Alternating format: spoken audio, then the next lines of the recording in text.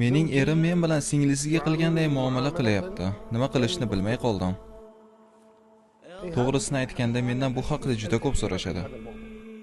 Juda ko'p ayollar ularning erlari ularni mensimay qo'yganidan shikoyat qilishadi.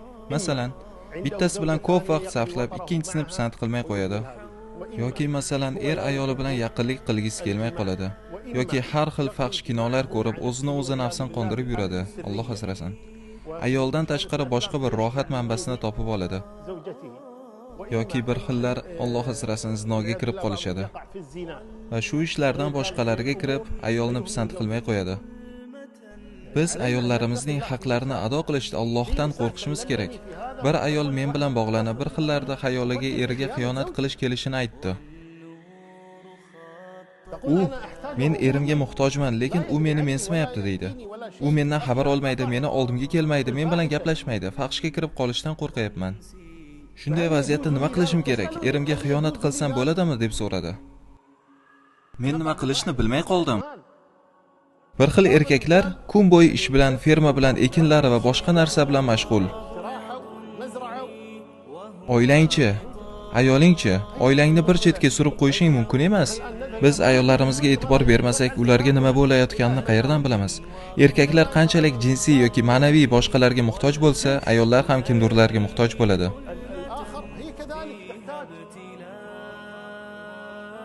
Biz o'z aqlimizga, ayolimizga bee'tibor bo'lmasligimiz kerak. O'z qo'limiz bilan oilamizni buzmasligimiz kerak. Har bir haq egasiga o'zining haqqini berish kerak. Salmon Forsiy aytganday, Abu Dardoning uyiga borganida,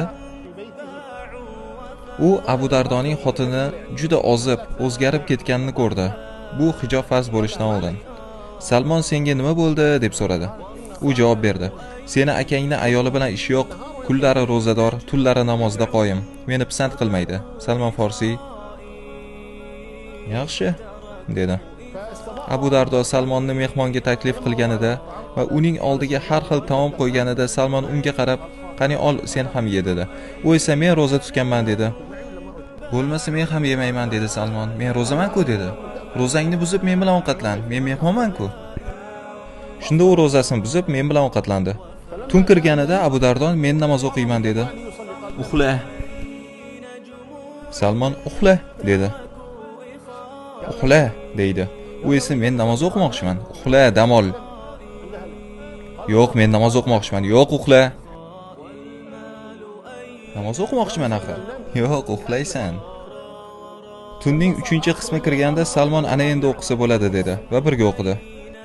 Erta tongda Abu Dardo payg'ambarimiz sollallohu alayhi vasallamning oldiga bordi va Salmon shunday qildi deb shikoyat qildi. Meni ro'zamni buzishga majburladi, kechqurun namozni o'qishga qo'ymadi. Payg'ambarimiz sollallohu alayhi vasallam Salmonni chaqirtirib nima bo'lganini so'radilar. Salmon shunday bo'ldi dedi. Nabiy sollallohu alayhi vasallam Abu Dardoga o'girilib dedi: "Darhaqiqat mehmonning seni ustingda haqqi bor. Darhaqiqat mehmonni seni ustingda haqqi bor. Va sening jasadingni seni ustingda haqqi bor. Va sening ayolingni, oilangni seni ustingda haqqi bor. Har bir haq egasini haqqini bergan." Inson o'ziga o'zi qamalib olmasligi kerak. Boshqalarga ham vaqt ajratish kerak. Bir xil ayollar o'z erlari uchun o'zlarini yasantiradilar, bezanadilar. Lekin bu shunchaki esa unga o'girilib ham qaramaydi. Biz qarib qoldik deydi. Yoki men bandman deydi.